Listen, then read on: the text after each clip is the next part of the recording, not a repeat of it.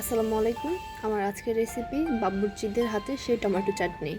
বাবুর্চিদের হাতের এই চাটনিটা কীভাবে খুব ইজিলি বাসায় তৈরি করবেন আমি আজকে আপনাদের সাথে সেটাই শেয়ার করব।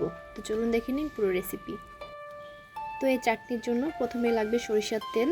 তো চাইলে এখানে সয়াবিন তেল দিয়েও চাটনিটা তৈরি করতে পারবেন, তবে সরিষার তেলের যে ফ্লেভার সয়াবিন তেল দিয়ে করলে চাটনিতে সেই ফ্লেভারটা আসবে না।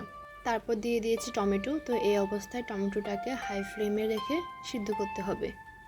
কিছুক্ষণ পর টমেটো থেকে সম্পূর্ণ পানি বের হয়ে যাবে। তো এই অবস্থায় একটু নেড়েচেড়ে মিশিয়ে নিচ্ছি। টমেটো একটু নেড়েচেড়ে মিশিয়ে নিয়ে চুলার আঁচ লো ফ্লেমে রেখে একটু কুক করে নিব। নেড়েচেড়ে মিশিয়ে নিয়ে চুলার আঁচ লো ফ্লেমে রেখে টমেটোটা সিদ্ধ হয়ে আসা পর্যন্ত অপেক্ষা করব। কিছুক্ষণ পর দেখতে পাবেন টমেটো সম্পূর্ণ গলে যাবে আর যে পানিটা বের হয়েছিল সেটাও অনেকটা শুকিয়ে গেছে। তো এই অবস্থায় আমি কাঁচা পেঁয়াজ দিয়ে দিচ্ছি। টমেটো চাটনিতে পেঁয়াজটা একটু বাড়িয়ে দেওয়ার চেষ্টা করবেন, আর চেষ্টা করবেন পেঁয়াজটাকে একদম পাতলা করে কাটতে।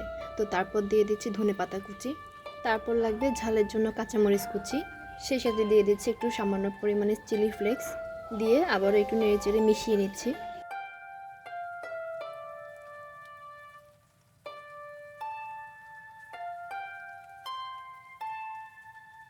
তারপর চাটনির টেস্ট বাড়ানোর জন্য চিনি দিয়ে দিচ্ছি, তবে যারা বেশি টক খেতে পছন্দ করেন তারা চিনিটাকে স্কিপ করতে পারবেন, তবে এই চাটনিতে চিনি দিলে টেস্টটা ভালোই আসবে। আর হলো এই অবস্থায় চাইলে টেস্টিং সল্ট ব্যবহার করা যায়, আমি দেই নেই, যদি আপনারা দেন সেক্ষেত্রে এই অবস্থায় 1 চিমটি টেস্টিং সল্ট ব্যবহার করতে পারবেন।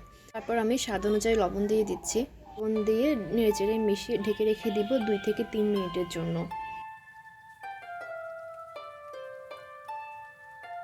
তো এই তো চাটনি তৈরি হয়ে গেছে, দেখতে পাচ্ছেন চাটনিটা এমন হয়েছে দেখতে। আর চাটনিটাকে নামানোর আগে একটু সরিষার তেল দিয়ে দিচ্ছি, এতে করে খেতে ভালো লাগবে, সুন্দর একটা ফ্লেভার ছড়াবে। এই তো আমার আজকের রেসিপি ছিল বাবুর্চিদের হাতের টমেটো চাটনি। বাসায় এভাবেই তৈরি করুন, খেতে ভালো লাগবে।